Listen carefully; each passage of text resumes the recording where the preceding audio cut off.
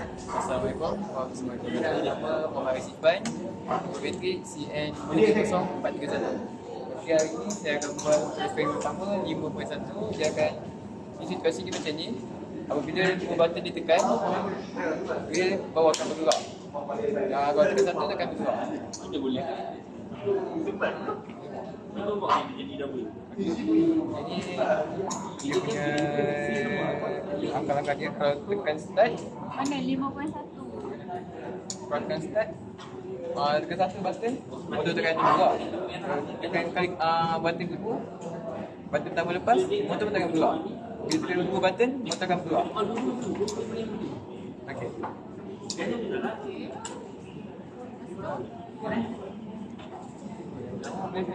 Button pertama. Kemudian saya tekan button kedua. Dan saya tekan kedua button. Motor akan bergerak. Untuk forward ke reverse? Forward. Reverse. Sini. Counter clockwise. Clockwise.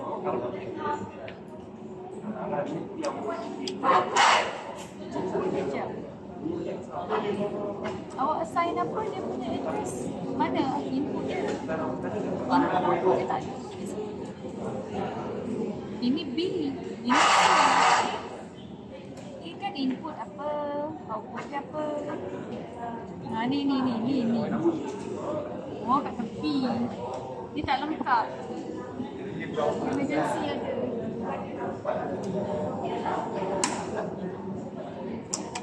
Tak payah rakam. Okey, sekarang untuk situasi 5.2. 5.2 situasi ni macam ni. Bila kita tekan button start, motor akan bergerak forward dan lampu hijau akan menyala. Lepas tu untuk stop, kita tekan button stop, dulu akan dipadam. Seperti contoh, saya tekan button start, lampu hijau akan menyala, motor akan bergerak forward. Bila saya tekan stop, berhenti.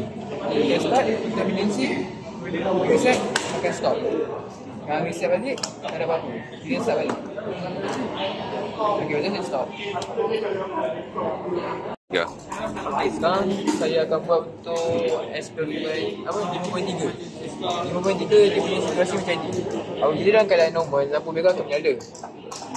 Apabila kita tekan button untuk motor forward, lampu hijau akan menyala dan motor akan bergerak forward. Dan apabila kita tekan kita terus tekan button untuk motor reverse, dia tak akan jadi apa-apa sebab kita ada interlock. Untuk motor reverse pusing, kita kena stop dahulu, baru boleh kita tekan balik button reverse untuk start balik motor reverse. Seperti contoh, ini dalam keadaan normal, lampu menyala. Apabila saya tekan button forward, lampu hijau akan menyala dan motor akan pusing forward.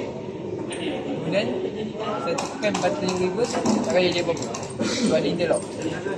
Untuk saya tekan jadi reverse, saya akan tekan stop dulu. Untuk stop, lampu merah akan menyala dan saya boleh tekan untuk motor reverse. Ini akan menyala dan motor akan jadi reverse. Dan saya tekan yang menjadi stop, semua akan off. Okay. Dia reset, semua takkan menyala. Dan yang reset, lampu merah akan menyala balik. Okey, sekarang saya akan buat untuk 5.5. Ini situasinya sebabkan macam ni. Kita dapat input, kita ada 0.0 untuk emergency button. Ada switch 1 0.10, switch 2 0.11 dan float. Saya letakkan 0.02 untuk sebagai input. Dan output ini kita ada 100.05 untuk green, 100.04 untuk yellow dan 100.03 untuk red. Okey. Cara perjalanan dia, button emergency button dia untuk reset. Bila tekan emergency button, semua akan padam. Okey. Lepas tu bila tekan switch pertama, dia akan tekan sekali je, lepas tu patah balik. Dia akan menyalakan lampu hijau. Lepas tu kemudian tekan float switch, dia akan menyalakan lampu kuning. Lepas tu tekan switch kedua, dia akan lampu merah menyala, lampu yang lain tak akan menyala. Okey, seperti contoh demo. Saya tekan switch untuk lampu hijau. Jadi kau tekan ni, kau tekan. Lepas tu sekejap je sekali. Lepas tu tekan switch. Dia akan menyalakan lampu kuning.